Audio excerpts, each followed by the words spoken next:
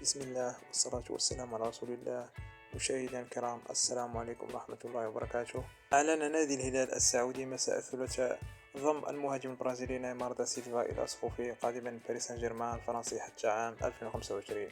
جاء ذلك في مقطع فيديو ترويجي نشره النادي عبر حساباته في موقع التواصل الاجتماعي. نشرت تقارير إعلامية تحدثت عن انتقال نيمار إلى الهلال السعودي، وتحدث نيمار بالإنجليزية قائلا: أنا هنا في السعودية، أنا هلالي. وفق ما أظهره مقطع الفيديو الذي نشره النادي مترجما للغة العربية وحقق مشاهدات بالملايين.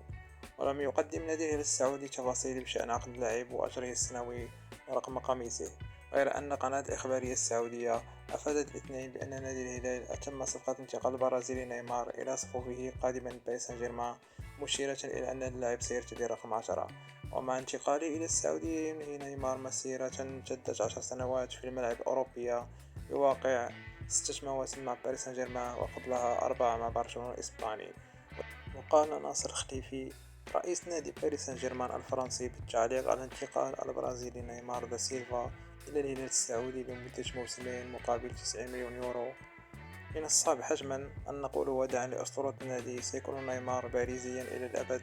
ولن أنسى اليوم الذي وصل فيه اللاعب إلى باريس سان جيرمان ولا ما حققه لنا ولنادينا ومشروعنا على مدى السنوات ال6 الماضية.